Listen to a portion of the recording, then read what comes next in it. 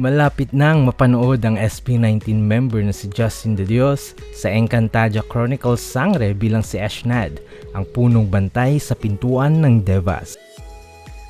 Sa kanyang interview sa 24 Oras, ibinahagi ni Justin na sumailalim daw siya sa acting workshop at training sessions para sa kanyang karakter. Para sa kanya, ikinonsider daw niya ang kanyang training na parang choreography. Pag-amin nito, isa sa pinaka-paborito niya ay ang fight scenes dahil para lang daw siyang sumasayaw.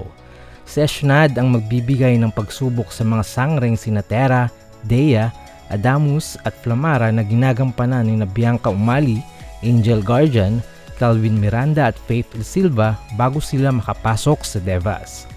Sa utos ni Emre, sasamahan ni Eshnad si Terra sa isang natatanging misyon na dapat abangan ng mga viewers.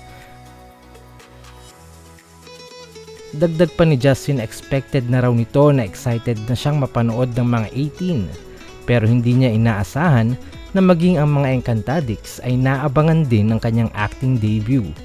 Abangan si Justin bilang Eshnad sa Encantadia Chronicles Sangre alas 8 ng gabi sa GMA Prime.